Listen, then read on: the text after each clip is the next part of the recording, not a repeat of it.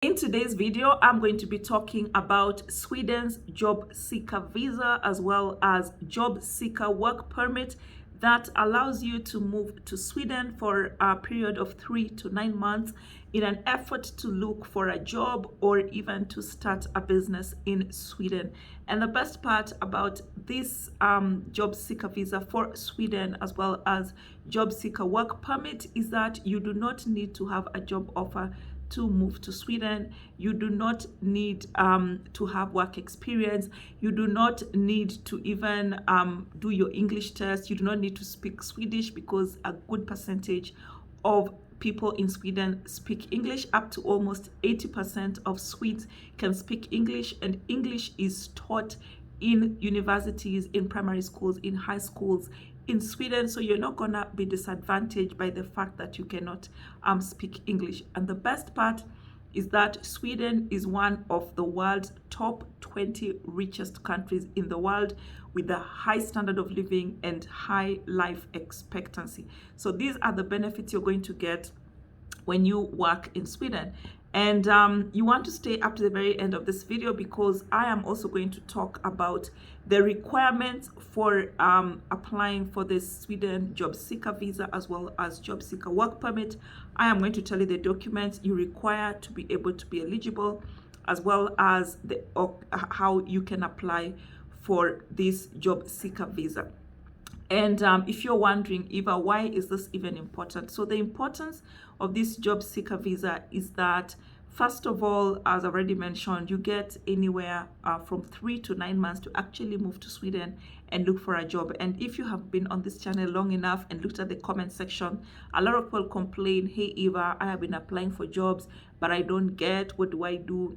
Employers want people to be within the country. So this is an opportunity for you to actually go to Sweden, meet the employers, get to talk to them, and if possible, attend interviews and get the job. And with the current lack of employment opportunities in most countries, this visa is a great opportunity for you to go to Sweden and using the job seeker visa to apply for jobs, attend interviews, especially if you're not interested to move to Sweden through other means such as education or marriage or any other method. This is a very workable solution, and it allows you to either go to look for a job in Sweden or to go and start a business. So this the Sweden job seeker visa comes right after the Germany's job seeker visa, which we have covered in this video. You want to check that video up here. We have talked about the Austria job seeker visa, and most recently Portugal also introduced a job seeker visa. So it looks like most of these EU countries are going towards the route of job seeker visa. Now, here is the catch. For you to be eligible for this Sweden job seeker visa, you are going to need to meet certain qualifications, and this is because the reason the job seeker visa for Sweden was introduced is because of the huge labor shortages in specific skills. And make sure you check out my next video. I'm going to be talking about these skills that are in shortage, but anybody can apply as long as you meet the eligibility criteria. So if you are looking to move to Sweden without a job offer through the Sweden job seekers visa in search of a job or to explore the possibility of starting a business, then you must meet the following eligibility requirements. So number one, you must have finished your coursework, your education to at least advanced level. This is like a master's degree or a PhD degree. And then you must have the financial resources to support yourself during the period which you are applying for the Sweden job seeker visa and the Sweden job seeker permit. So currently, according to the immigration website of Sweden, you need to have at least 13,000 krona per month. That is anywhere around 1,500 US dollars a month for you to be eligible for this Sweden job seeker visa. And then secondly, you need to have a well-defined plan to seek employment or to consider the possibility of starting a business in Sweden. That must be your motive for going to Sweden, either to look for a job or to set up a business. And then, of course, number 4, you must have comprehensive health insurance for the period you intend to stay in Sweden. So to receive medical care in Sweden, you must have insurance, and that's why you're going to be required to process for yourself comprehensive health insurance that works in Sweden. And then number 4, you need a passport that is valid for the period of your entire planned stay in Sweden.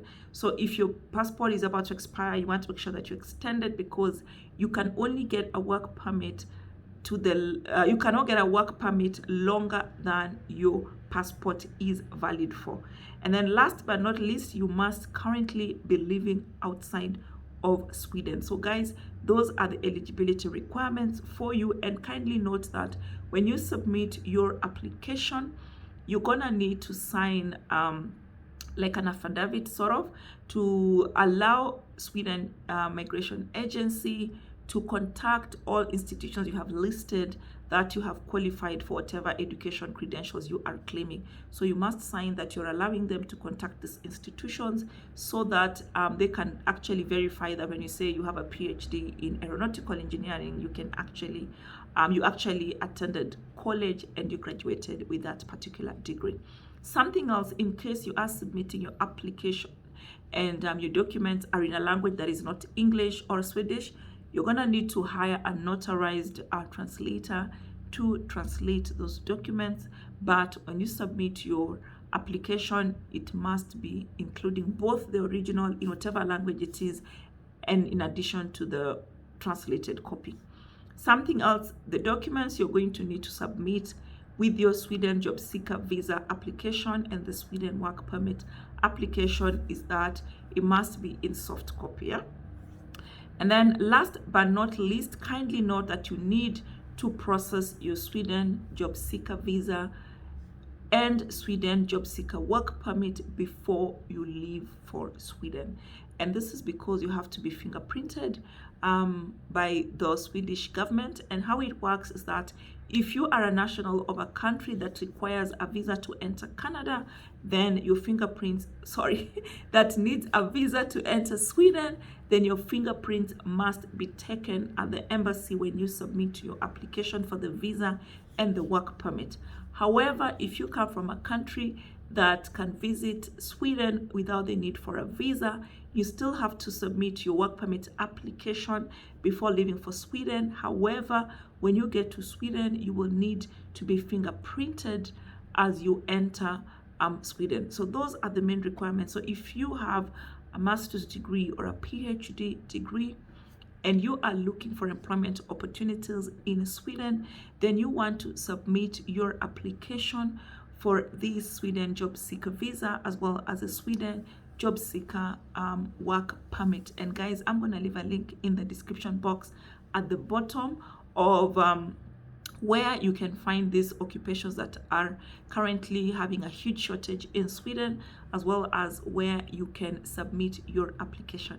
That's it for today in terms of the Sweden job seeker visa as well as the Sweden work permit, the job seeker work permit that allows you to move to Sweden without a job offer, no age limit, no IELTS, no need for the Swedish language. If you found this video helpful, please give it a thumbs up, leave a sweet comment below, and share it with your networks. All those people who are qualified, have a master's degree, and are looking to move to Sweden. Thank you for staying up to the very end. I definitely look forward to meeting you on the next one. Bye, guys.